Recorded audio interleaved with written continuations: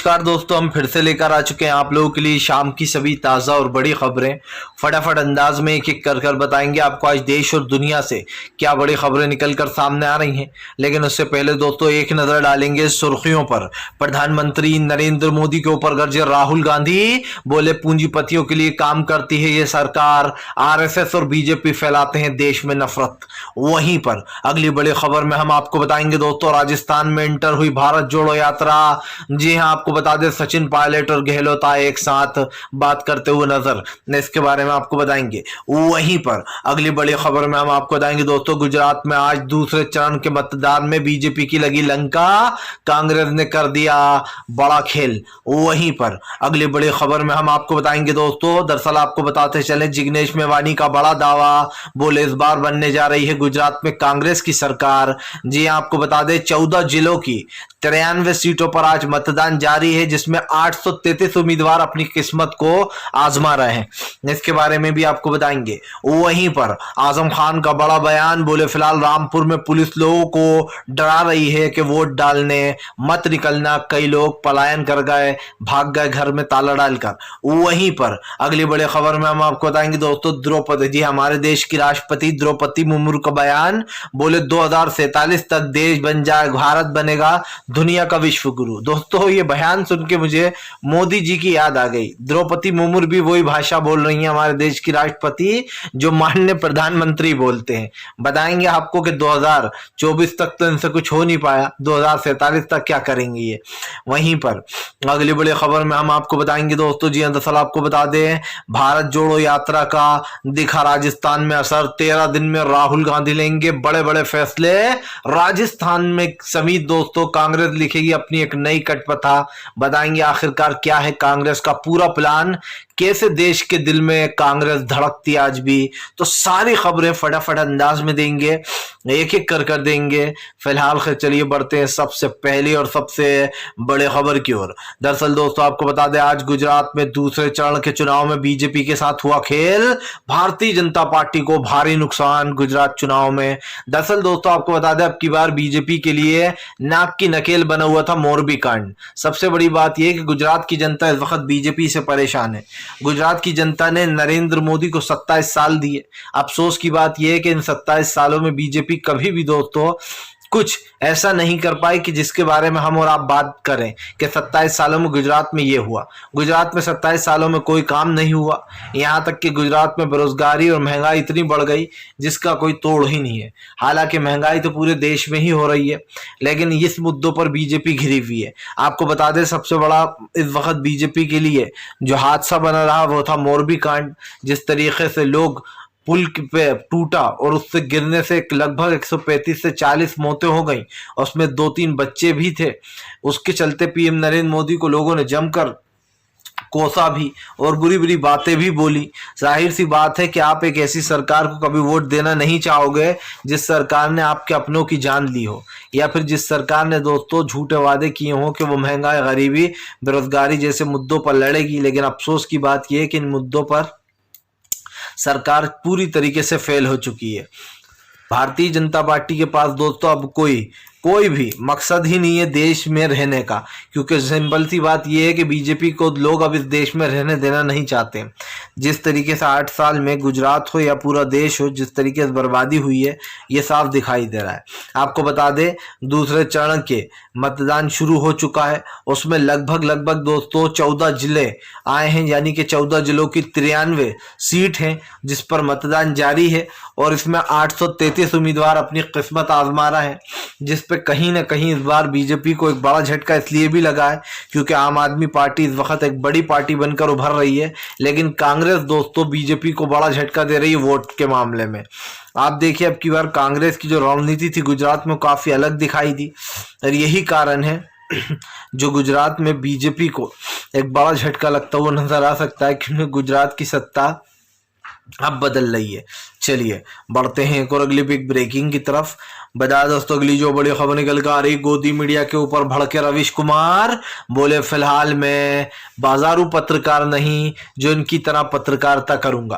दरअसल आपको बता दें रवीश कुमार ने कहा कि एंकर की कोई मेहनत नहीं होती है, एंकर का सिर्फ एक ही काम होता है, मुंह चमका कर बैठ जाओ और अनशन बातें बोलो। जी हाँ, जैसे कि दोस्तों आपने देखा होगा आजकल जो बहस करवाई जाती है चैनलों पर, एक को इधर बिठा दिया जाता है, दूसरे को उधर बिठा दिया जाता है, तीर भाले चलते हैं और जो है कहते हैं टक्कर, कभी दंगल, इस तरीके के नाम दे दिए गए, चाहे वो आज तक हो, जी न्यूज़ हो या अदर चैनल हो, और दो समुदाय के लोगों को बिठा दिया जाता है और उनको आपस में भिड़वाया जाता है। या तो वो दूसरे विपक्ष पार्टियों से होते हैं या हिंदू और मुस्लिम कर कर बीजेपी नफरत फैलाती है। और इसी एंकर ऐसी जो है यहाँ पर पत्रकारिता को रवीश कुमार सर ने गलत बताया। उन्होंने कहा कि फिलहाल एंकर को कुछ पता नहीं होता, वो सिर्फ मुंह चमका कर बैठ जाता है, उसे ये तक पता नहीं होता क्या पढ़ना है क्या बोलना है। सामने एक बोर्ड लगा दिया जाता है, उस पर देख देख कर पढ़ कर न्यूज़ें बताते हैं ये लोग, इन्हें न्यूज़ के बारे में कुछ नहीं पता। रवीश कुमार सर ने कहा कि अगर न्यूज़ ही पढ़नी है तो सड़क पर खड़े होकर पढ़ दूंगा, कोई रोक नहीं पाएगा, लेकिन मैं गोदी मीडिया की तरह काम नहीं कर सकता। रवीश कुमार सर ने कहा कि फिलहाल मुझे पता है कि मेरे बहुत चाहने वाले हैं और उन्हें अफसोस भी हुआ है, लेकिन मैं एक ऐसे चैनल पर भी काम नहीं कर सकता जहां पर मुझे दबिश हो बीजेपी की। आपको बता दें उन्होंने रवीश कुमार ने कहा कि फिलहाल जब जो मीडिया का आज हाल हो चुका है वो बहुत दुख की बात है कि मीडिया अपना काम सही से नहीं कर रहा है। रवीश कुमार सर ने कहा कि मीडिया पूरी तरीके से बिकाऊ हो चुका है और बिकाऊ पत्रकार जो हैं उनकी तरह मैं नहीं बिक सकता। आपको बता दें रवीश कुमार ने मोदी सरकार पर तंज कसते हुए कहा कि हम तो जीरो टीआरपी वाले हैं, फिर हमसे इतना क्यों डरती है भाजपा की सरकार। आपको बता दें दोस्तों रवीश कुमार सर ने जीरो टीआरपी का ताना मारकर मोदी सरकार को घेर लिया। जाहिर सी बात है दोस्तों, जब बीजेपी का मंत्री ये कहता है कि वो रवीश कुमार सर के यूट्यूब चैनल पर भी एक्शन लेगा और यूट्यूब चैनल भी जो है यहाँ पर उनका बैन करा देगा, तो आप समझिए दोस्तों बीजेपी कितनी ज़्यादा डरी हुई है। सिर्फ 2-3 दिन में रवीश कुमार ने दोस्तों बिना कोई वीडियो डाले हुए सिर्फ एक वीडियो डाला था, 2 मिलियन सब्सक्राइबर हो गए। आप समझिए रवीश कुमार सर की फैन फॉलोइंग कितनी ज़बरदस्त होगी कि सिर्फ 2-3 से 4 दिन में दोस्तों रवीश कुमार सर के जो सब्सक्राइबर हैं वो 2 मिलियन पे लगभग पहुंच गए। तो अब ये इससे बड़ी ज़्यादा दोस्तों आप समझिए उपलब्धि क्या होगी रवीश कुमार सर के लिए कि लोग उनको इतना प्यार करते हैं कि 2 दिन नहीं लगाए 2 मिलियन सब्सक्राइबर करने में। फिलहाल चलिए बढ़ते हैं एक और अगली बिग ब्रेकिंग की तरफ। बता दोस्तों अगली जो बड़ी खबर निकल कर आ रही है, आजम खान का बीजेपी के ऊपर बड़ा हमला। बोले रामपुर में पुलिस डरा रही वोटरों को, बोल रही कि घर से मत निकलना वोट डालने वरना बड़े घर पहुंच जाओगे। बड़ा घर यानी कि दोस्तों पुलिस स्टेशन। आपको बता दें आजम खान ने बीजेपी के ऊपर आरोप लगाते हुए कहा कि भारतीय जनता पार्टी रामपुर में लोगों को डरा धमका रही है और वो कह रही है कि फिलहाल वोट डालने मत निकलना वरना अच्छा नहीं होगा। आपको बता दें आजम खान ने कहा कि ये तो अब हर जगह की कहानी बन चुकी है, जहां जहां वोट होता है बीजेपी लोगों को डराती धमकाती है। आजम खान ने कहा कि जिन लोगों को डराया धमकाया जा रहा है उनमें से कई लोग तो अपने घरों पर ताला डालकर भाग लिए। आपको बताते चले दोस्तों जानबूझकर लोगों को डराया धमकाया जा रहा है ताकि आजम खान की रामपुर की जो सीट है वो बीजेपी अपने खाते में करा ले। जाहिर सी बात दोस्तों जब वोट ही नहीं डलेंगे तो कोई जीतेगा कैसे। और ये चीज़ तो दोस्तों बीजेपी जानबूझकर कर रही है। अब रामपुर में भी यही करना चाह रही है, वो आजम खान की सीट को अपने हत्थे चढ़ाना चाह रही है। आप अच्छे से जानते हैं दोस्तों कि आजम खान हर बार जहां से खड़े होते हैं वहीं से जीतते हैं, लेकिन आजम खान को हराने के लिए बीजेपी अब यह हथकंडा अपना रही है। वो किसी भी हाल में दोस्तों आजम खान को रामपुर सीट से बेदखल करना चाहती है। इसीलिए आपको बता दें आजम खान के गढ़ में इस तरीके से लोगों को डराया धमकाया जा रहा है। और कई लोग तो आजम खान ने कहा कि फिलहाल ताले डाल के भग भी गए हैं। आजम खान ने कहा कि महिलाओं के साथ बदतमीजी की जाती है, पुलिसकर्मी महिलाओं से तू तड़ाक से बात करते हैं, कभी कभी तो धक्का मुक्की भी कर देते हैं। लगातार 8 से 10 गेट तोड़े जा रहे हैं। जाहिर सी बात है दोस्तों रामपुर नहीं बल्कि ये योगी आदित्यनाथ का रावण राज है। जिस तरीके से लोगों को डरा धमकाते हैं वो, ये साफ दिखाई देता है कि योगी आदित्यनाथ की जो राजनीति है दोस्तों वो कहीं ना कहीं उनके ऊपर ही भारी पड़ेगी। आज भले ही कुछ लोग इस क्रूरता का समर्थन करते हो, लेकिन कल जब योगी आदित्यनाथ सत्ता में नहीं होंगे, जब उनके साथ ये सब कुछ किया जाएगा, तब बीजेपी रोने लगेगी, बीजेपी को लोकतंत्र याद आ जाएगा। दोस्तों आप समझिए, ये वही नरेंद्र मोदी हैं हमारे देश के प्रधानमंत्री, जो मीडिया पर बैठकर कहते थे कि मीडिया अपना काम सही से नहीं कर रहा है। आप समझिए, जब उस वक्त तो कांग्रेस इतना दबाव भी नहीं डालती थी, मीडिया फ्री होकर काम करती थी, आए दिन कांग्रेस की बुराई करती थी, कांग्रेस के बारे में ट्वीट किया करती थी, जब भी कांग्रेस मीडिया के ऊपर शिकंजा नहीं कसती थी। लेकिन आज आप समझिए दोस्तों, आज जब मोदी सरकार पूरी तरीके से जो यहाँ पर सारे सत्ता में बैठे हुए हैं, तो खुद ही अपनी कही हुई बात भूल गए कि मीडिया अपना काम सही से अब सच में नहीं कर रही है। तब तो मीडिया अपना काम सही से करती थी, कांग्रेस की बुराइयां करती थी जब वो सत्ता में थी तब भी, लेकिन कांग्रेस ने कभी किसी पत्रकार को खरीदा नहीं, ना ही दोस्तों उसको जेल में डलवाया। अगर कांग्रेस ये करती तो मैं लिख के देता हूँ, बीजेपी वाले रो रो कर मर जाते, लेकिन इनकी सरकार नहीं आ पाती। चलिए बढ़ते हैं एक और अगली बिग ब्रेकिंग की तरफ। बता दोस्तों अगली जो बड़ी खबर निकल कर आ रही है, राहुल गांधी की यात्रा में दोस्तों थिरके सचिन पायलट, कमलनाथ, जी हाँ, और आपको बता दें अशोक गहलोत। दरअसल दोस्तों जो इतने दिनों से नहीं हो पा रहा था वो राहुल गांधी ने 2 मिनट में कर दिया। आपको बता दें राहुल गांधी के राजस्थान पहुंचते ही जो है अशोक गहलोत और सचिन पायलट एक साथ नजर आए, दोनों ने हाथ में हाथ डालकर डांस भी किया। आपको बता दें सचिन पायलट और अशोक गहलोत आपस में बात करते हुए भी नजर आए, जहां पर दोनों ने काफी एक दूसरे से बात की। दरअसल दोस्तों आपको बता दें राहुल गांधी भारत जोड़ो यात्रा में कोई कसर नहीं छोड़ना चाहते, खास कर दोस्तों उस राज्य में जहां पर कांग्रेस की सरकार है। ये पहला राज्य ऐसा है दोस्तों जहां पर इस वक्त कांग्रेस की सरकार है और राहुल गांधी भारत जोड़ो यात्रा लेकर राजस्थान पहुंचे हैं। इससे पहले दोस्तों जहां जहां से भी कांग्रेस की यात्रा गुजरी, चाहे वो दोस्तों आप समझिए जितने भी वो साउथ के एरिया हो, चाहे तेलंगाना हो या फिर जो है असम हो, या फिर जो है यहाँ पर दोस्तों और जितने भी राज्यों से यहाँ पर बीजेपी कांग्रेस गुजरी है, मध्य प्रदेश, महाराष्ट्र और जो है कर्नाटक, इन सारी जगहों से निकलने के बाद दोस्तों राहुल गांधी अब अपने गढ़ में पहुंच गए हैं, यानी कि जहां पर बीजेपी की नहीं कांग्रेस की ही सरकार है। ऐसे में राहुल गांधी के लिए डबल चुनौती है कि राहुल गांधी अपना गढ़ बचा लें जहां पर इनकी सरकार है। इसीलिए राहुल गांधी यहाँ पर और जान फूंकते हुए नजर आ रहा है। राहुल गांधी ने ऐलान कर दिया है कि राजस्थान की जनता हमारे साथ है। राजस्थान में दोस्तों इसीलिए जो दूरियां थी, जो डिफरेंसेस थे सचिन पायलट और दोस्तों गहलोत में, आपको बता दें उनकी दूरी 2 मिनट में मिट गई। अशोक गहलोत और सचिन पायलट आपस में बात करते हुए भी नजर आए। सबसे बड़ी बात यह है कि दोनों को लोगों ने काफ़ी पसंद कर रहे हैं दोस्तों। ऐसे में अब सारी कला मिट चुकी है कांग्रेस की। ये कहना गलत नहीं होगा दोस्तों कि फिलहाल सचिन पायलट अब बीजेपी के साथ खेला करते हुए नजर आ रहा है, लेकिन बात सिर्फ इतनी सी नहीं है। बात यह है दोस्तों कि फिलहाल इस वक्त जो राजस्थान में चल रहा है दोस्तों वो आपके और हमारे सामने कि राजस्थान की सरकार एकदम परफेक्ट तरीके से चलाना चाह रही है अब कांग्रेस, और इसीलिए ताकि कांग्रेस की दोबारा एंट्री हो, 5 साल में दोबारा सरकार बने कांग्रेस की। तो ऐसे में इस बार राहुल पूरी जान झोंक चुके हैं अपनी राजस्थान में फिलहाल।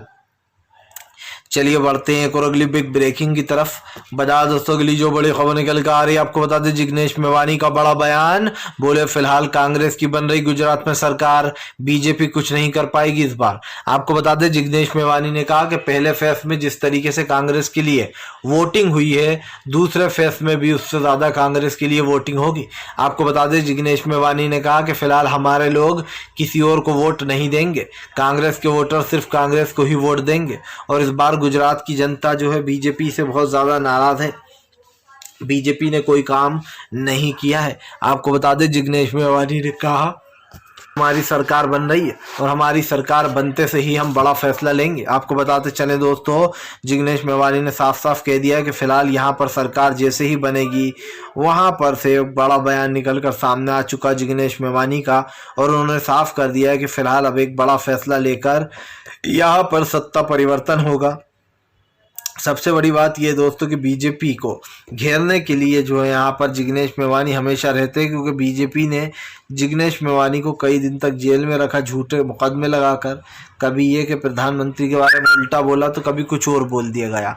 असम में भी उनको बंद रखा गया बिना किसी वजह के। अब यही कारण दोस्तों जो जिग्नेश मेवानी लगातार भड़के हुए हैं, और ऐसे में दोस्तों भारतीय जनता पार्टी को एक बड़ा झटका लगता हुआ नजर आ रहा है, क्योंकि खास कर दोस्तों गुजरात की जनता का मूड इस वक्त साफ दिखाई दे रहा है। पिछली बार तो कांग्रेस सिर्फ 10 सीटों से चूकी थी, लेकिन इस बार आम आदमी पार्टी वोट काटने पहुंची है कांग्रेस के दोस्तों और बीजेपी के भी।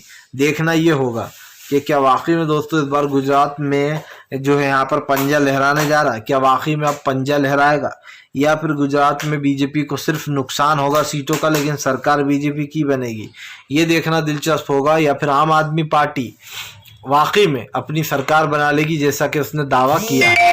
चलिए बढ़ते हैं एक और अगली बिग ब्रेकिंग की तरफ।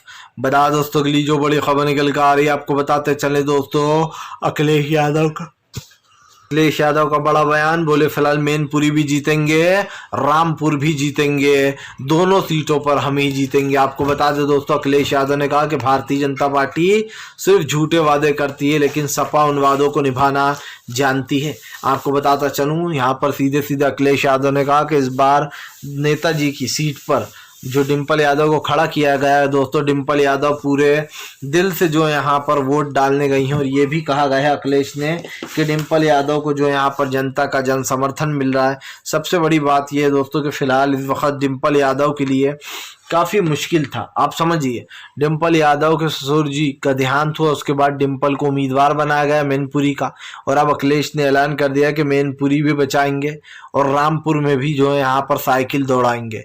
मतलब साफे के कमल खिलने नहीं देंगे दोस्तों अखिलेश यादव, सिर्फ सपा की जो साइकिल है वही दौड़ेगी एसपी की। ऐसे में दोस्तों अब देखना ये होगा कि क्या आजम खान और खास कर मैनपुरी दोनों सीटों पर क्या वाकई में सपा ही अपना कब्जा वापस कर लेगी या फिर बीजेपी दोस्तों कर देगी खेल।